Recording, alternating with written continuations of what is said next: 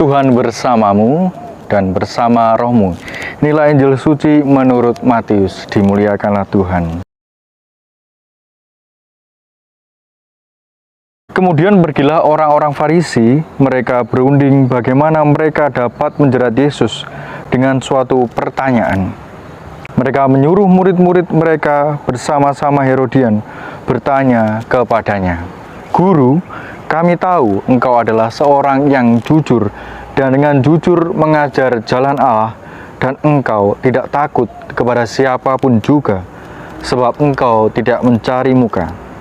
Katakanlah kepada kami pendapatmu, apakah diperbolehkan membayar pajak kepada kaisar atau tidak?" Tetapi Yesus mengetahui kejahatan hati mereka, lalu berkata, "Mengapa kamu mencobai aku?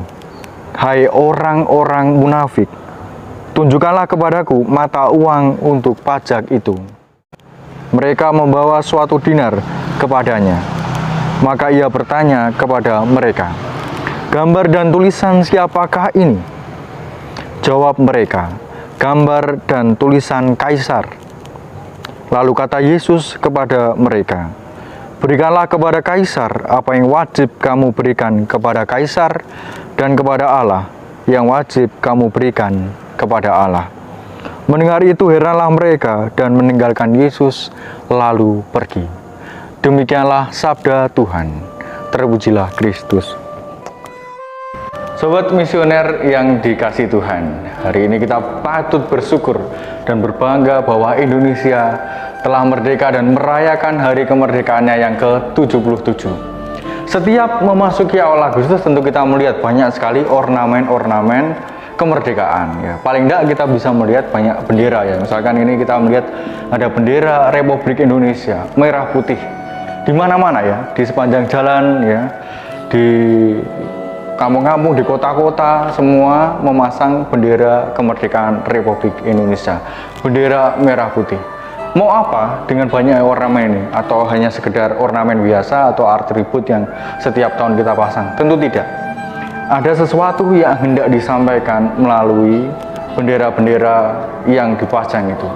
Mau mengatakan bahwa sebentar lagi kita akan merayakan hari kemerdekaan. Lalu setiap kita melihat bendera, kita diingatkan akan makna dari keberanian, perjuangan para pahlawan kita, dan juga kesucian merah dan putih. Namun, kita sekalian juga diajak bertanya, apakah sungguh di hari kemerdekaan ini kita sungguh-sungguh sudah merdeka? Selalu jadi pertanyaan kan, apakah kita sudah merdeka? Ini menjadi refleksi yang dalam. Boleh kita mengatakan, iya kita sudah merdeka. Merdeka dari penjajahan. Merdeka selama 77 tahun. Tetapi kita juga diajak untuk melihat lebih dalam. Apa arti kemerdekaan itu bagi hidup kita? Indonesia telah melalui masa-masa sulit. Ya, masa pandemi bukanlah hal yang mudah. Masa pandemi menjadi kesempatan bagi kita juga untuk melihat betapa bangsa kita juga menghadapi tantangan yang sama, bahkan di seluruh dunia. Tetapi kita patut bersyukur bahwa bangsa kita tetap bertahan hingga hari ini. Kemudian apa yang bisa kita lihat atau apa yang bisa kita refleksikan dari ornamen-ornamen dipasang, lalu masa-masa yang kita lewati dalam hidup kita selama pandemi ini bagi diri kita dan juga bagi bangsa kita. Sobat misioner yang dikasihi Tuhan, paling tidak ada dua hal yang bisa kita renungkan di masa kemerdekaan ini, di ulang tahun Indonesia yang ke-77 ini. Pertama, kita diingatkan akan identitas kita sebagai orang Katolik. Tentu kita pernah mendengar, ya ada slogan mengatakan 100% Katolik, 100% Indonesia. Artinya apa? Kita sungguh diajak untuk mencintai negara kita, tetapi juga mencintai secara utuh Tuhan Allah, mencintai Tuhan Yesus. Seperti yang terungkap dalam kitab suci. Lalu kata Yesus kepada mereka, "Berikanlah kepada Kaisar apa yang wajib kamu berikan kepada Kaisar, dan kepada Allah apa yang wajib kamu berikan kepada Allah." Artinya apa? Sungguh-sungguh ketika kita mencintai Allah, ketika kita mencintai Tuhan Yesus, kita jangan pernah lupa juga untuk secara utuh mencintai negara kita. Lalu bagaimana mencintai negara kita? Inilah yang kedua. Sebagai pengikut Kristus, Tuhan Yesus sudah mengajarkan kepada kita bagaimana kita diajak untuk selalu bisa mencintai, selalu bisa berusaha mewujudkan kedamaian di dunia. Maka kita dipanggil untuk menjadi agen-agen kedamaian, agen-agen pewarta sabda Allah, agen-agen pewarta kabar gembira bagi dunia. Supaya apa? Sungguh-sungguh dunia ini, supaya sungguh-sungguh di hari kemerdekaan Indonesia yang ke-77 kita semakin bisa mau berdamai, mau wujudkan kedamaian bagi banyak orang. Sederhana saja, cobalah untuk mau menerima perbedaan. Tidak mudah memang, ya kan? Tetapi kita diingatkan bahwa sejak lahir sebenarnya kita sudah berbeda dengan semua orang. Kita unik, kita pasti punya perbedaan.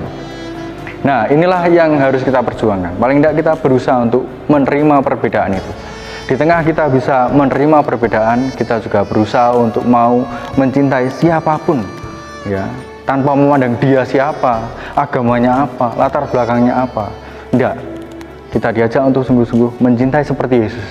Dia mencintai semua orang yang ada di dunia. Dia mencintai bahkan pendosa, bahkan orang-orang yang dianggap hina pun Tuhan Yesus mencintai. Mari bersama di ulang tahun yang ke-77 Indonesia ini kita belajar untuk selalu mau mencintai dan mewujudkan kedamaian. Dengan apa? Menerima perbedaan di antara kita. Selanjutnya kita sudah diingatkan masa pandemi yang tadi saya katakan menjadi kesempatan bagi kita untuk juga merefleksikan betapa Allah sungguh mencintai bangsa kita. Hingga titik ini bangsa kita tetap bisa bertahan, tetap bisa berjuang. Ini menjadi tanda apa? Bahwa kebersamaan di antara kita menjadi poin penting. Gotong royong di antara kita menjadi poin penting dalam hidup bernegara. Akhirnya kita semua hari ini dipanggil oleh Tuhan. Di tengah kita diingatkan akan perjuangan para pendahulu kita untuk juga mau berjuang terus saat ini hingga kapanpun mewujudkan kedamaian, mewujudkan cinta kasih di antara kita, di lingkungan kita, bahkan di tengah-tengah masyarakat dan bagi bangsa ini. Mari bersama kita berjuang dan kita wartakan kasih Allah bagi setiap orang yang kita jumpai. Merdeka, merdeka, merdeka. Tuhan memberkati.